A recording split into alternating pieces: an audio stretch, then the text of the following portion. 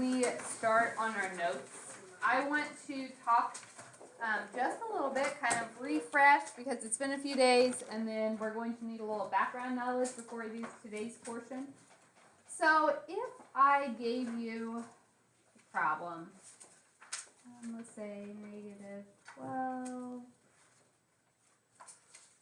a to the third b squared times negative 1 4 ab to the 10. Tell me how we work these problems. What do I do first? The one with the thing. The one with the exponent on the outside, yeah? So when I square that, what is negative 12 squared? 144. This would become a to the 6. b to the, 7. okay, this one we haven't done anything yet. Now, when we multiply these, we can do it in any order. So if we start with our numbers, what is 144 times negative 1 4? Negative 36.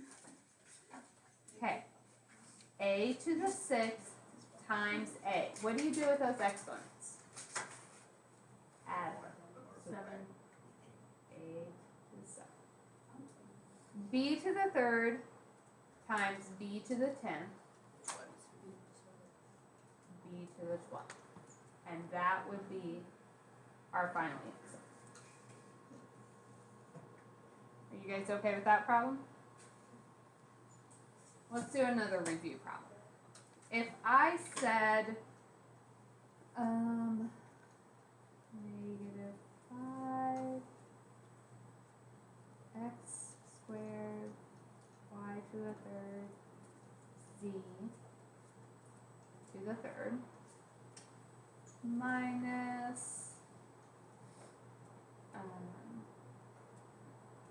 2x to the 6th y to the 9th z to the 3rd. What do we do first?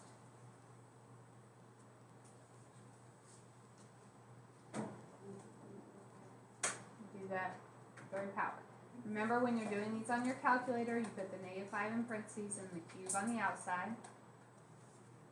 So that's negative 125.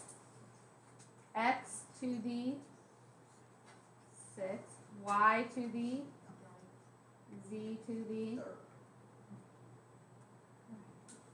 Now what? Subtract them. If the variable parts are the same, you combine the coefficients. So negative 125 minus 2. Negative 127. And the variable part doesn't change.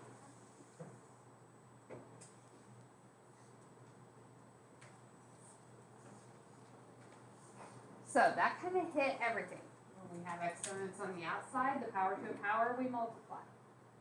When we have the variable written each time, we add those exponents.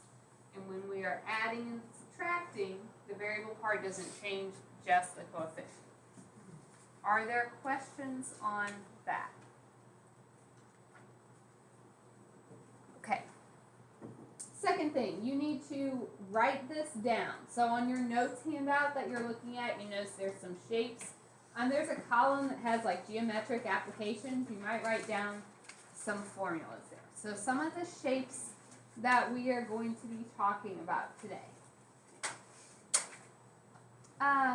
Just in general, can you tell me what perimeter means?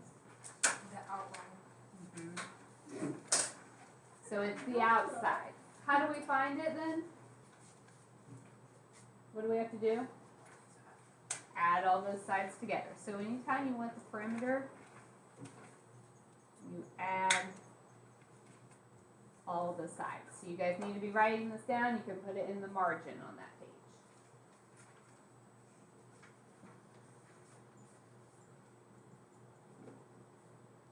So perimeter is distance around the outside of the figure. The area is the inside. How much space does it take up? And there are different formulas depending on the shape. So if we are talking about a rectangle, how do we find the area? Yep, length times width.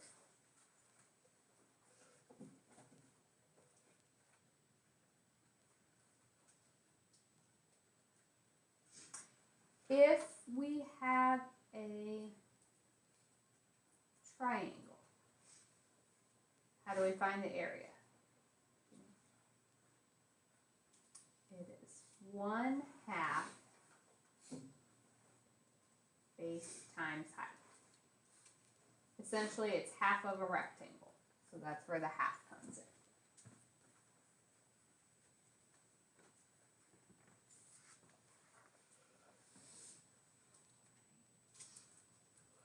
If we have a trapezoid, the shape of your table here,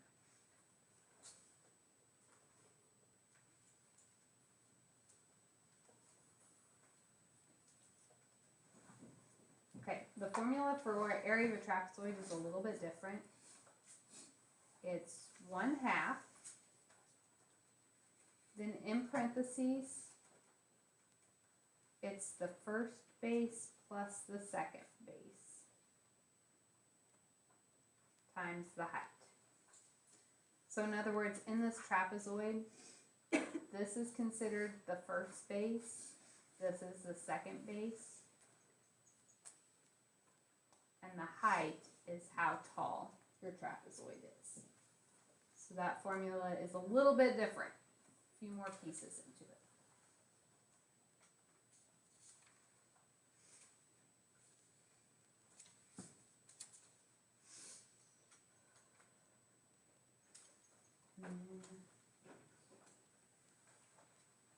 And one in a circle. I know how to find the area of a circle.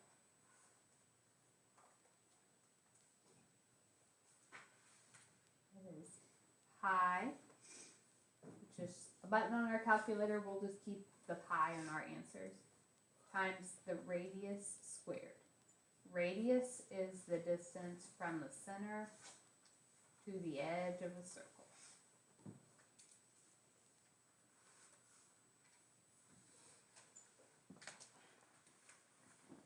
I guess I didn't label in my triangle, but height is how tall your triangle is.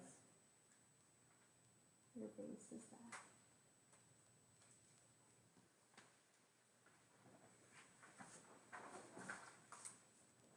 We will use all of those pieces today to look at some problems.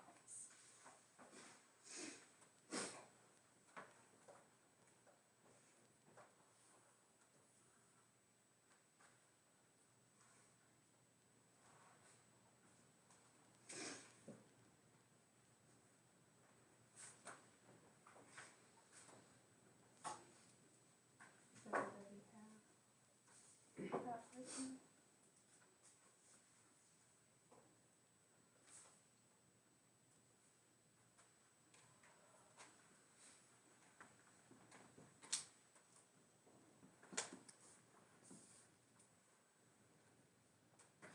Let's look at a problem.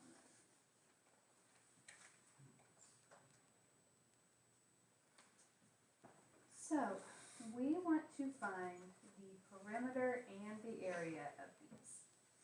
The reason, you asked why, I heard the comment, it's not geometry. You are correct, it's not a geometry class, but we are using them with variables, so it gives us an opportunity to practice all of these exponent rules. Hello. Okay, thank you.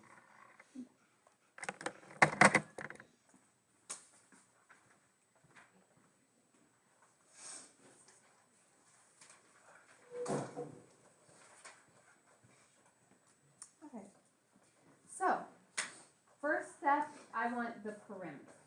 How do we find perimeter of a rectangle? At all times. Add all the sides. I only labeled 2 of them. but you could certainly write in this side is 12x, this side is 5x squared.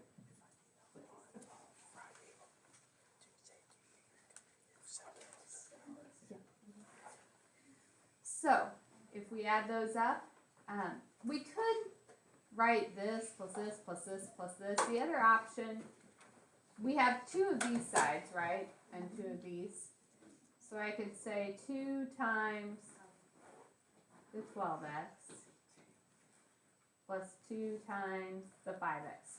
Is everybody okay with me doing 2 times that versus writing all 4 of them out? Okay. I'm putting P equals P for perimeter, so we need that label on there so I know which one you're doing. So 2 times 12x would be, and 2 times 5x squared, 25. that's 5 squared. 2 times 5 would be 10x squared. Are these like terms? No, so that's my final answer.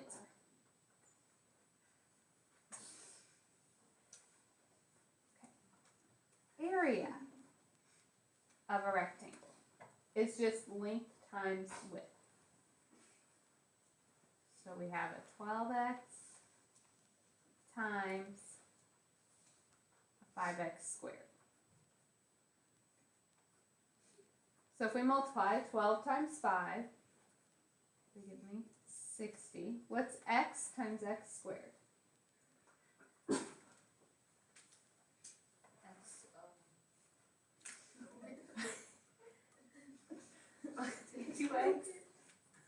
Add the exponent, so this is a 1x and 2x's, so altogether there are 3. 60x cubed.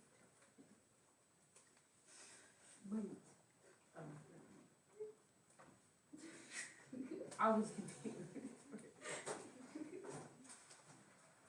Can't imagine why your support system isn't all that helpful over there.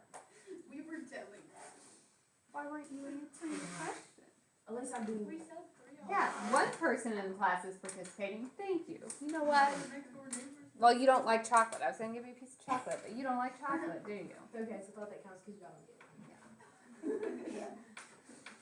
I guess I could give you a piece of chocolate and then everybody could try to be your friend and see who you're going to give it to. be fake. Okay, let's look at this one. At starters. Oh, Okay, thank you. You're welcome. See you All right, let's try this one. So, for my perimeter, what do? You add. Add all the sides. So we have a 4a squared b plus a 10a squared b plus a 3ab. We can only combine like terms, so which ones can we put together? 4 and 10. And when you do that, the variable doesn't change. So it's 14a squared b, and we just keep the plus 3ab.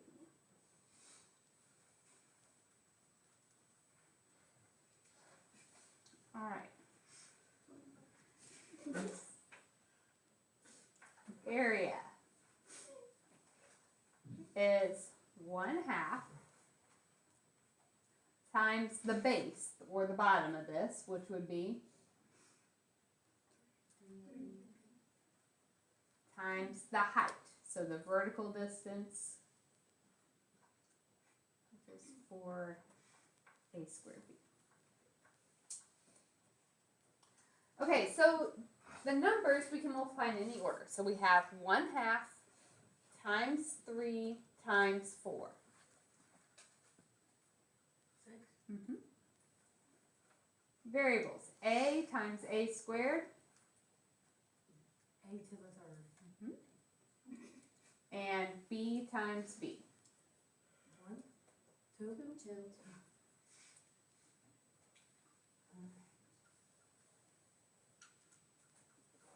18, I'm going to have you guys try on your own. If it says the triangle is equilateral, what does that mean? All of these sides. Right, all 3 of these sides are the same. So try this one. Perimeter and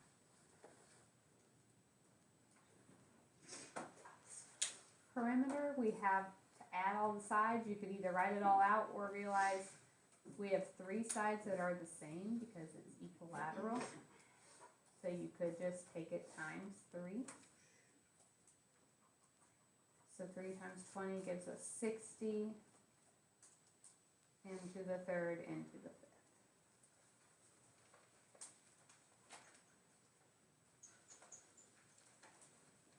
Then area of a triangle is 1/2. The base, that's the bottom. What's the base here?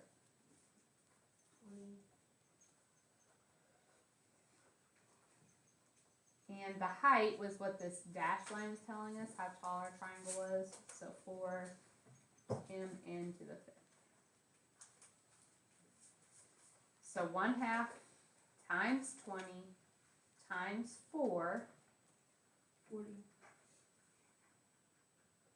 m to the third times m, so 3 plus 1 is 4, n to the fifth plus n to the, or times n to the fifth, so 5 plus 5 is n to the 10th. Make sure you have the p equals and a equals, that way I know which is which. Alright, so we're really just practicing our exponent rules on these. The last 2 questions are only asking us to find area. What shape do we have on 19? Trapezoid. Area of a trapezoid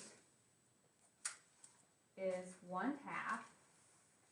And then in parentheses, we have to add the first and second bases. The bases are those parallel sides. So my first base is 4x squared y plus the second base was 7x squared y times the height, so my dashed line, the height of this is 2xy.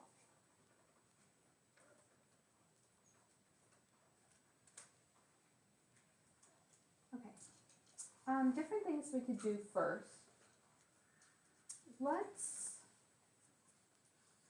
go ahead and work inside the parentheses. What is 4x squared y plus 7x squared y?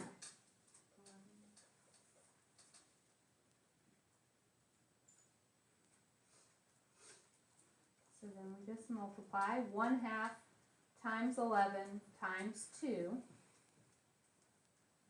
11. X squared times x, you add those exponents, so x to the third. Y times y, so 1 plus 1 is y to the second.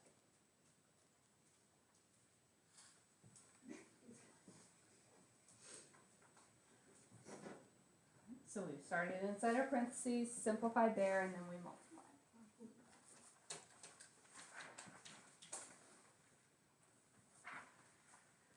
Questions on that one? Okay, so then we have one final problem. We have not done anything involving a circle, so everybody needs to pay attention on this one. Our answer is going to look a little bit different. We want the area of a circle. Area of a circle is pi times our radius squared. We are going to leave the pi. We're not multiplying that out, so that symbol is just going to remain on our answer. The radius was my 3xy to the third. So when we square, the pi is just out here. 3 squared is 9x to the second, y to the 6th. And you could write it like that. A lot of times you write the pi after the number, but they are the same.